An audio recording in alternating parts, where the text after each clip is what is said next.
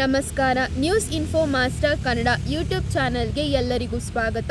2025ರಲ್ಲಿ ಇತ್ತೀಚಿನ ಇಪಿಎಫ್ ಬದಲಾವಣೆಗಳು, ಸುಲಭ ಪಿಎಫ್ ವರ್ಗಾವಣೆ, ಜಂಟಿ ಘೋಷಣೆ ಪ್ರಕ್ರಿಯೆ, ಸಿಪಿಪಿಎಸ್, ಹೆಚ್ಚಿನ ವೇತನಕ್ಕಾಗಿ ಪಿಂಚಣಿ ಮತ್ತು ಇನ್ನಷ್ಟು ಇಪಿಎಫ್ ಬದಲಾವಣೆಗಳು, ನೌಕರರ ಭವಿಷ್ಯ ನಿಧಿ ಸಂಸ್ಥೆ ಇಪಿಎಫ್ಒ, ಕೇಂದ್ರೀಕೃತ ಪಿಂಚಣಿ ಪಾವತಿ ವ್ಯವಸ್ಥೆ ಸಿಪಿಪಿಎಸ್, ಸರಳೀಕೃತ ಜಂಟಿ ಘೋಷಣೆ ಪ್ರಕ್ರಿಯೆ, ಹೆಚ್ಚಿನ ವೇತನಕ್ಕಾಗಿ ಸ್ಪಷ್ಟವಾದ ಪಿಂಚಣಿ ನೀತಿಗಳು, ಸದಸ್ಯರ ಪ್ರೊಫೈಲ್ಗಳನ್ನು ಆನ್ಲೈನ್ನಲ್ಲಿ ನವೀಕರಿಸುವ ಸಾಮರ್ಥ್ಯ ಮತ್ತು ಸರಳ ಪಿಎಫ್ನಂತಹ ಗಮನಾರ್ಹ ಸೇವಾ ನವೀಕರಣಗಳನ್ನು ಜಾರಿಗೆ ತಂದಿದೆ. ವರ್ಗಾವಣೆಗಳು. ಈ ರೀತಿ ಮತ್ತಷ್ಟು ವಿಷಯವನ್ನು ತಿಳಿಯುವುದಕ್ಕೆ ನಮ್ಮ ಯೂಟ್ಯೂಬ್ ಚಾನೆಲ್ ಆದ ನ್ಯೂಸ್ ಇನ್ಫೋ ಮಾಸ್ಟರ್ ಕನ್ನಡ ಚಾನೆಲ್ನನ್ನು ಸಬ್ಸ್ಕ್ರೈಬ್ ಮಾಡಿ ಮತ್ತು ಬೆಲ್ ಐಕಾನ್ನನ್ನು ತಪ್ಪದೇ ಒತ್ತಿರಿ. ಕೆಳಗಿನ ವಿವರಗಳು ಈ ಪ್ರತಿಯೊಂದು ಹೊಂದಾಣಿಕೆಗಳನ್ನು ರೂಪಿಸುತ್ತವೆ. ನಿಮ್ಮ ಇಪಿಎಫ್ ಅನ್ನು ಉತ್ತಮವಾಗಿ ನಿರ್ವಹಿಸಲು ನೀವು ಇದನ್ನು ಬಳಸಬಹುದು. ಜಂಟಿ ಘೋಷಣೆ ಪ್ರಕ್ರಿಯೆ.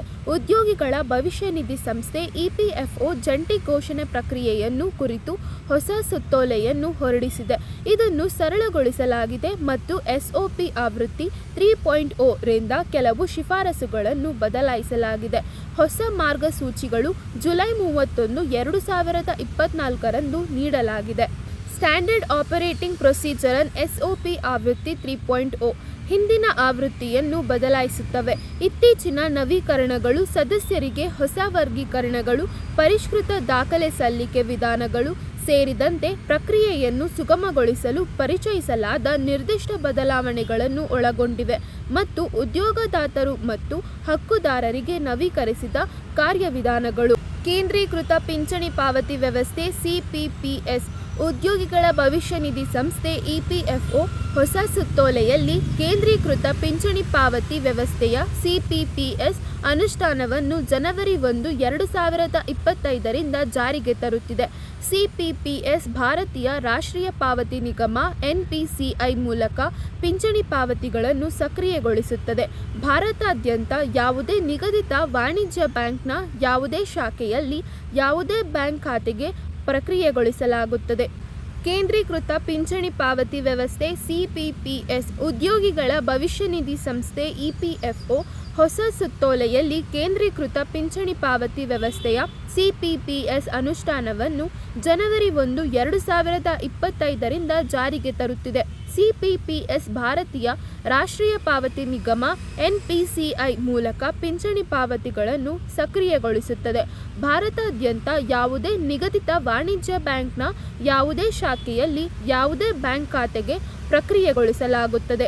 ಪ್ರಾದೇಶಿಕ ಕಚೇರಿಗಳು ಆರ್ಒಗಳು ಈಗ ಸಿಪಿಪಿಎಸ್ ಸಕ್ರಿಯಗೊಳಿಸಿದ ಕಚೇರಿಗಳಾಗಿ ಸಜ್ಜುಗೊಂಡಿವೆ. ಜನವರಿ 17, 2025ರ ಸುತ್ತೋಲೆಯಲ್ಲಿ ಇಪಿಎಫ್ಒ ಹೇಳಿದ ಸಿಪಿಪಿಎಸ್ ಅನ್ನು ಜನವರಿ 1, 2025ರಿಂದ ಜಾರಿಗೆ ತರಲಾಗುವುದರಿಂದ ಮತ್ತೊಂದು ಆರ್ಒ ಯಾವುದೇ ವರ್ಗಾವಣೆ ಇರುವುದಿಲ್ಲ ಎಂದು ಅದು ಪುನರುಚ್ಚರಿಸಿದೆ. ನೀಡಿರುವ ಸೂಚನೆಗಳ ಪ್ರಕಾರ ಈಗಾಗಲೇ ವರ್ಗಾವಣೆಗಾಗಿ ಗುರುತಿಸಲಾಗಿದೆ.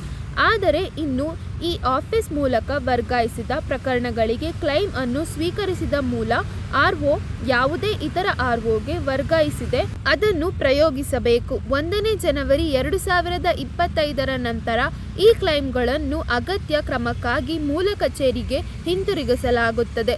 ಹೆಚ್ಚಿನ ಪಿಂಚಣಿ ಬಗ್ಗೆ ಸ್ಪಷ್ಟೀಕರಣ. ಉದ್ಯೋಗಿಗಳ ಭವಿಷ್ಯ ನಿಧಿ ಸಂಸ್ಥೆ ಇಪಿಎಫ್ಒ ನೌಕರರ ಪಿಂಚಣಿ ಯೋಜನೆ ಇಪಿಎಸ್ ಅಡಿಯಲ್ಲಿ ಹೆಚ್ಚಿನ ಗಳಿಕೆಯನ್ನು ಪಡೆಯುವ ವ್ಯಕ್ತಿಗಳಿಗೆ ಪಿಂಚಣಿ ಪ್ರಕರಣಗಳ ಪ್ರಕ್ರಿಯೆಯ ಕುರಿತು ನೀತಿ ಸ್ಪಷ್ಟೀಕರಣಗಳನ್ನು ರೂಪಿಸುವ ಹೊಸ ಸುತ್ತೋಲೆಯನ್ನು ಬಿಡುಗಡೆ ಮಾಡಿದೆ.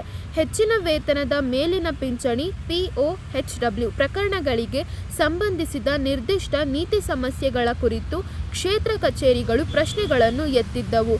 ಈ ಕಾಳಜಿಗಳನ್ನು ಪರಿಹಾರಕ್ಕಾಗಿ ಕಾರ್ಮಿಕ ಮತ್ತು ಉದ್ಯೋಗ ಸಚಿವಾಲಯಕ್ಕೆ MOLND ಉಲ್ಲೇಖಿಸಲಾಗಿದೆ. ಸ್ಪಷ್ಟೀಕರಣಗಳು ಇದರ ಮೇಲೆ ಕೇಂದ್ರೀಕರಿಸುತ್ತವೆ.